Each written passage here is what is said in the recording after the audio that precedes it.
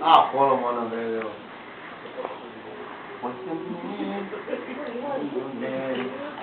Good evening, my name is Carissa, and tonight I'm going to teach you about the functions of play in children. The reason why I chose to do this is because, first of all, I have a daughter who is in preschool, and the community schools promote playing. They have learning centers that teach them different things. It's actually preparing them for the future, but all we think it is just playing. And then another reason why I did it is because I'm pursuing an associate's in science for early childhood education at Hawaii Community College.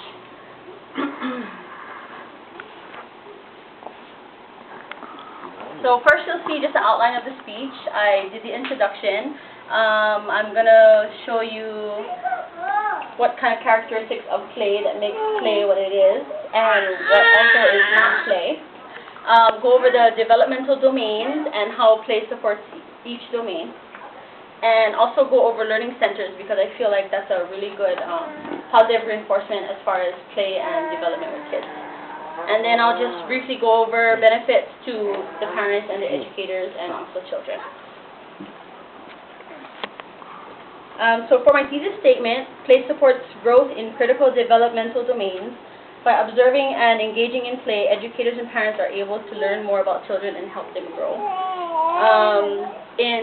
On the internet, dictionary.com, there's over 50 definitions of play. The few that I chose that I actually did like was exercise or activity for amusement or recreation, action, activity, or operation, and to exercise or employ oneself in diversion, amusement, or recreation.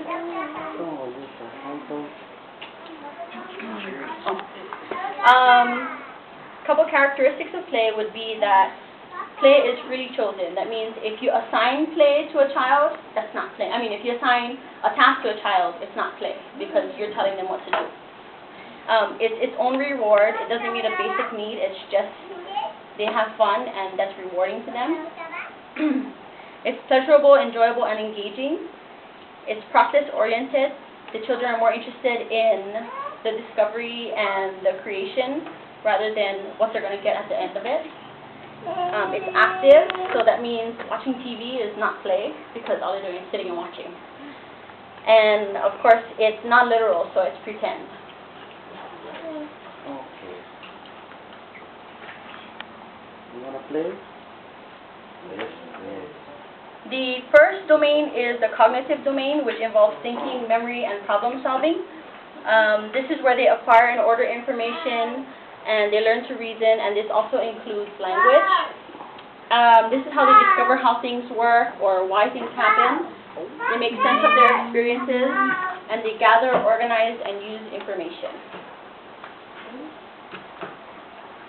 In the physical domain, it relates to their shape, size, and characteristics of their body, and it allows them to explore the world by using their senses and moving their bodies around. Okay, hold on. Oh, and what's good about this one is that it builds their stamina, their strength, and what they need is strong, healthy bodies in order to just function. So this is kind of like the basis of learning in general. If they don't have strong bodies, they're not going to do anything, and therefore they're not going to learn at all. They're not going to be physically fit to do it. And the last domain is social development, which relates to the relationship with others. This is how they learn to relate with others, peers, adults, teachers. They make moral decisions, and this also includes emotional domain, which is inclusive of when they express their fears, when they face their fears, they display what kind of desires they have, and then they also work through them, and they find out how to deal with things.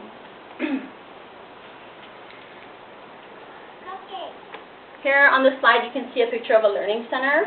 It's actually a couple of learning centers, and what it is certain sections in, let's say, a classroom or a child care facility that is specifically designed to target one type of thing. So for example, there's art, block centers, reading and writing centers, science, dramatic play, and outdoor. And the possibilities are endless. I mean, teachers think of all different kinds of things to engage children.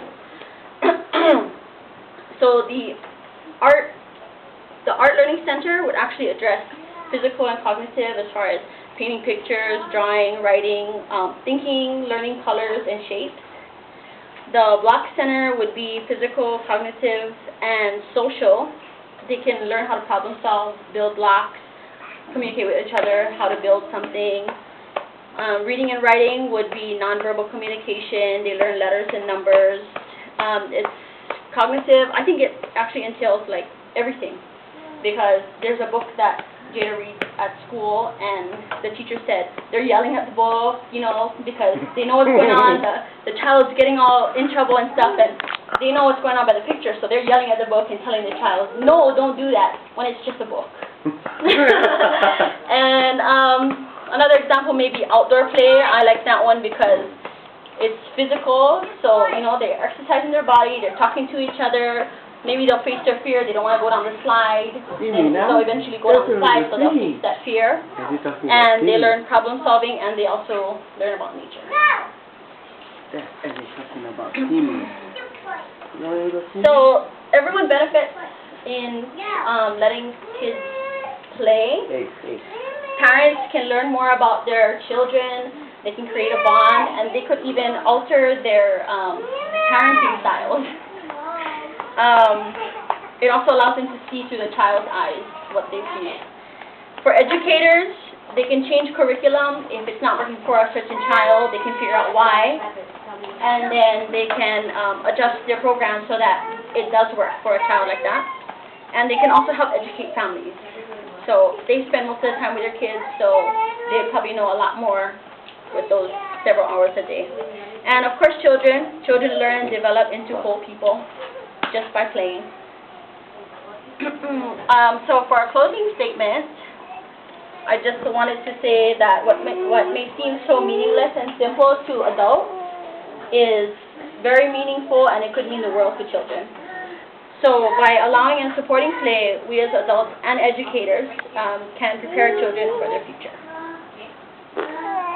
Thank you. All right.